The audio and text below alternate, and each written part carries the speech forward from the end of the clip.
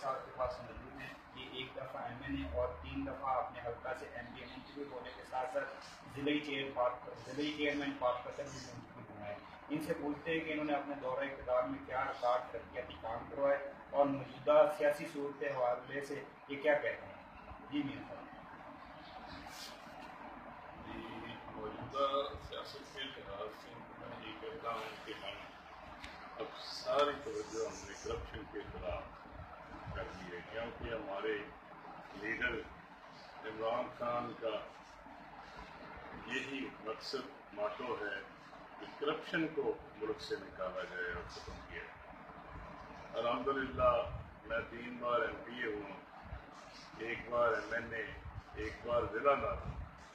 اللہ کے فضل و کرم سے میرے خلاف کوئی کرپشن کا میں ٹیڑی پیسہ بھی نہیں نکال سکتا. کرپشن کا کوئی مخالف بھی میرے خلاف الزام نہیں لگا سکتا.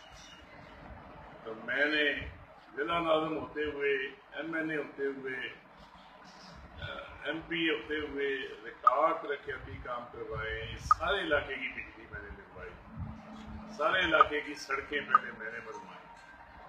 جو میرے دور کی بنی ہوئی سڑکیں ہیں وہ آج تک چل رہی ہیں، جو اس کے بعد بنی ہے وہ ٹوٹ گئی. اس لیے پتہ چلتا ہے کہ کس شخص نے ایمانداری سے کام کیا ہے، کس نے نہیں کیا. تو اب تو میرا یہی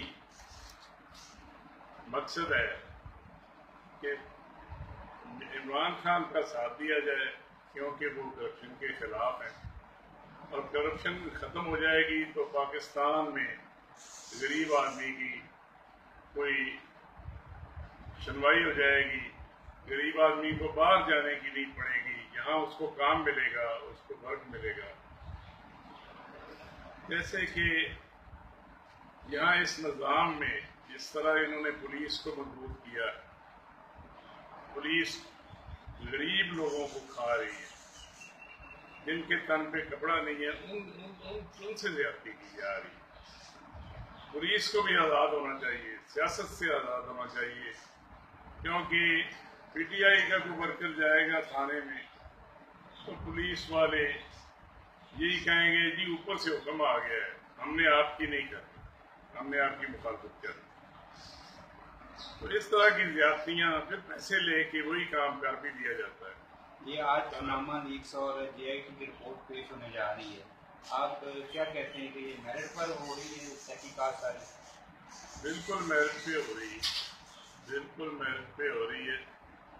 اور یہ میاں نواز شریف صاحبان کی گھبراہٹ کا ہمیں کوئی اس کا سمجھ نہیں آ رہی، کیونکہ انہوں نے تو JIT بننے پر مٹھائیاں تقسیم کی تھیں. مٹھائیوں کے بعد اب یہ گھبرا رہے ہیں اور سپریم کورٹ کے خلاف بول رہے ہیں، JIT کے خلاف بول رہے ہیں، فوج کے خلاف بول رہے ہیں. یہ ان کی زیادتی.